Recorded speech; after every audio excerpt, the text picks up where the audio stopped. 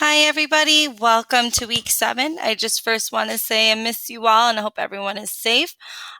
We are going to try to keep this video pretty short and sweet because everything that you need is located within this presentation. So I'm just going to quickly go over what is needed for this week. But again, we're going to kind of quickly go over this. All right, so the first thing, of course, that you need to do, just like we've been doing for the past few weeks, is your weekly check-in. And if you want to, go ahead and check out the video attached. And then, of course, if you're interested in learning how to draw that, there's also a little demo here to teach you how to draw this force perspective here.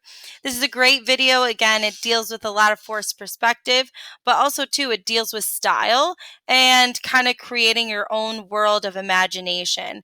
And that's going to be our big thing that we're going to talk about is in the next few weeks is imagination and creating your own style. So moving on, here's your agenda. If you notice, there's only 3 things this week.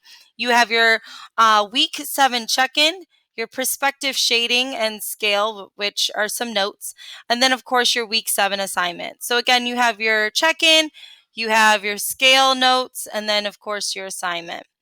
If you missed anything last week, here is the information from last week. Go ahead and click on all that stuff. It should lead you where you need to be for that. Okay, so here is our I can, or our job for the week, is to create a series of objects in 1-point perspective. So we're going to kind of work on perspective, but now we're working on a series of objects and what that means. So our next thing that we have actually is this amazing great examples. And I'm going to quickly go through each and every single one of them, but I'm going to kind of keep it to like 30 seconds. So I might talk a little fast, so feel free to slow me down if you need me to. But what I have for you actually is let's start off with Sid here. So I have Sid here, who is a great style. I love the use of color. I love the use of these highlights to make it look like it's 3-dimensional as well. We even also have this depth that she's created, which is absolutely amazing. I love the softness of this style. It's very good. And again, the horizon line is very small, but everything is going to the vanishing point. All right, and then also too, I have Hannah's here. Hannah has this blocky style. It's not as organic as Sid, but it's absolutely amazing. It's very crisp. It's very clean. It's a great way to enter your, present your artwork. Her shading is amazing, but also too, the biggest thing is, and we'll talk about this between Hannah's and of course Islands, is the contrast of colors. The color, the unique of color is absolutely amazing. The contrast between that purple and the red and the gray. So she's got this analogous color scheme going, which is perfect. It's pleasing to the eye. It's great. It pulls you right in. I'm going to go hop on down to Island because Island and Hannah's kind of match together. We have this blocky style again. What I really like about Islands is that one, she did 2. She did her first name and her last name, but also the shading technique is spot on. It's not like super bold, but it's there, right? It's very subtle here that you see it. And again, I love the color scheme. She's got Island, which is, this purple and I'm sorry, not purple, but blue and orange. And then she's got this blue and green, which is just perfect. It's absolutely gorgeous. Great. I honestly, it's amazing how well that they run together. So let's Alina's did hers on notebook paper, which is totally fine. Any paper that you use. I've actually been super excited to see some people use other materials. She used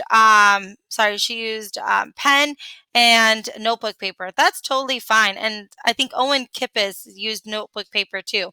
That's totally fine. Whatever you got, man, is totally fine. But I love hers because I like the fact that she's got organic and blocky mixed together. There's some curvature in the L's and the parts of the E, and I love the fact that it just blends really well. Another one that I really liked, honestly, was Santana.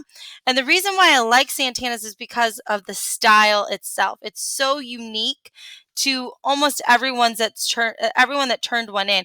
Hers is completely unique to the style of her, right? We have this pinks and these yellows, right? The contrast again with this pen for the shadow, and it's spot on. The shadows look absolutely amazing, where it's kind of like as if it's like curved in a way, and you're wondering, where is it really popping out of, which is great. And again, I love the style of it, and that's the biggest thing that we're going to talk about. We're going to talk about style next week and what that truly means to you, and bringing that into your artwork for the next final for this, which would have been our final pretty much. So we're going to kind of talk about that. But again, great examples. I'm proud of every single one of you guys for doing this. There's been a lot of great examples. A lot of people have nailed this assignment. And it makes me so happy to see you all do that, just because I'm not there one-on-one to help you. So to see you actually do this it's like, holy smokes, man. And I love it. And from the deepest part of my heart, I'm very proud of every single one of you. So kind of moving on from that, we're going to go ahead and move on to this. This is the notes that we were talking about. Now, this is a little video. I'm not going to go too much in depth with it. There is a video that explains the photo up here. So again, please watch the video. Watch this before you start your assignment. So I'm going to say that again. Watch this before you make your assignment, because this is going to help you when you do your assignment. So again, what is our assignment? Your assignment actually is to create a series of objects in 1-point perspective.